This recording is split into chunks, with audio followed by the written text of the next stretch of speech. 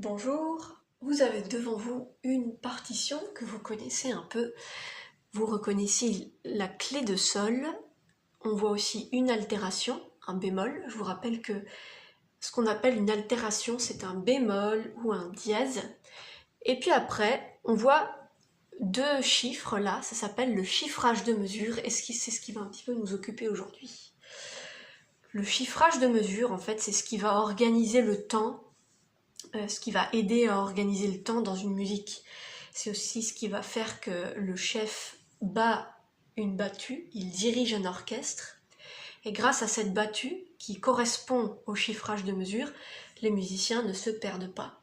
C'est aussi ce qui va faire que le danseur danse, et que le musicien fait danser le danseur, et qui sait où placer ses barres de mesure pour structurer sa phrase musicale, sa musique, et la rendre plus agréable pour le danseur et pour celui qui écoute. Voilà un peu. Vous avez devant vous maintenant une mesure, et puis on va s'intéresser un petit peu au chiffrage de mesure. Chiffrage de mesure, donc on a un élément en haut, un élément en bas. J'ai mis une cuillère. L'élément du haut, c'est le nombre de ce qu'il y a en bas, c'est-à-dire là, une cuillère, dans une mesure. Si vous avez 4 cuillères, vous mettez 4 cuillères.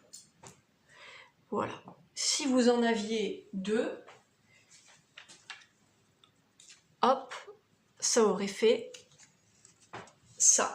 2 cuillères dans une mesure. Donc voilà pour le chiffre du haut. C'est pas trop compliqué. Pour ce qui est du chiffre du bas, on va utiliser différents rythmes. On aurait pu mettre, par exemple, 2 blanches, comme chiffrage de mesure. Ça veut dire qu'il faut qu'il y ait ici 2 blanches, ou bien 2 noires, ou bien 2 croches.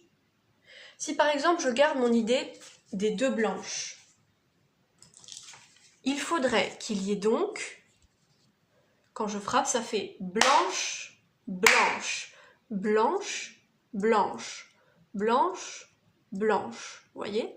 Là, c'est une mesure à 2 blanches. Après, je peux mettre des rythmes à l'intérieur des blanches.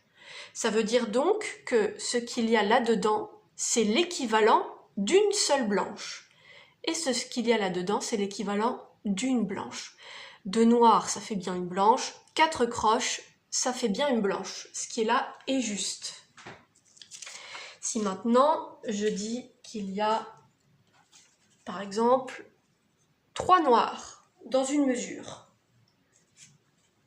Voilà le premier temps, le deuxième temps et le troisième temps. Ce sont l'équivalent de 3 noirs. Noir, noir, noir. Donc, à l'intérieur, après, je peux mettre des rythmes différents, mais qui chacun correspondent à une noire. Une noire, un soupir, qui vaut bien une noire, et 2 croches, qui valent bien une noire. 3 noirs dans une mesure.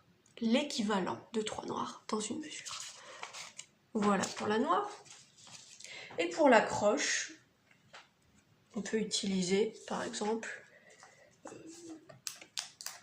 2 croches dans une mesure.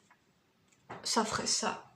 Ou bien si j'ai envie de remplacer une croche par un demi-soupir, c'est toujours 2 croches par mesure. Ça vaut aussi, c'est aussi juste. Si je frappe ça, ça fait croche, croche, demi-soupir, croche, demi-soupir, croche, demi-soupir. Voilà un peu. Maintenant, vous allez me dire, c'est curieux parce que dans la partition, il y avait 2 chiffres et il n'y avait pas ce dessin-là de croche, de noir ou de blanche. Et c'est là où je vais vous expliquer un petit peu ce qui se passe. En réalité, on a notre unité de mesure la plus grande qui est la ronde qui vaut 4 temps. Comme c'est la plus grosse, la plus grande, on met le chiffre 1. On dit que c'est le 1. Ensuite, nous avons dans une ronde, on peut mettre 2 blanches.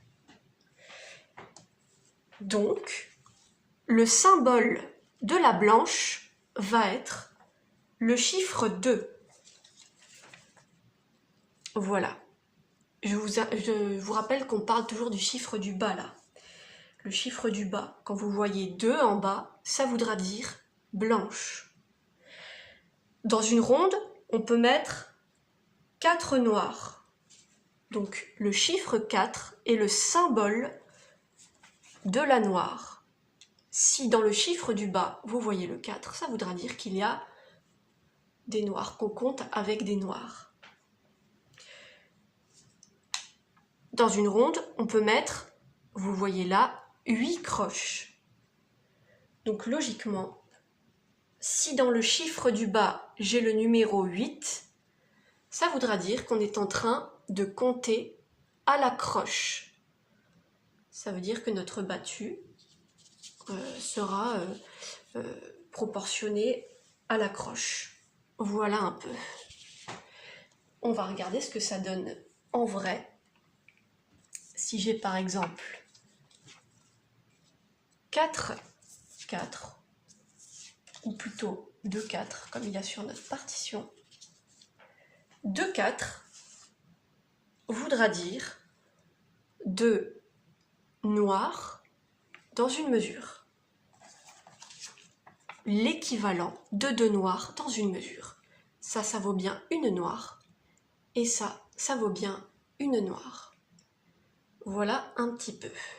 Donc si je vous invite à retenir quelque chose, ce serait en priorité ce qu'il y a dans le chiffre du bas. La noire avec le 4, la croche le 8 et la blanche le 2.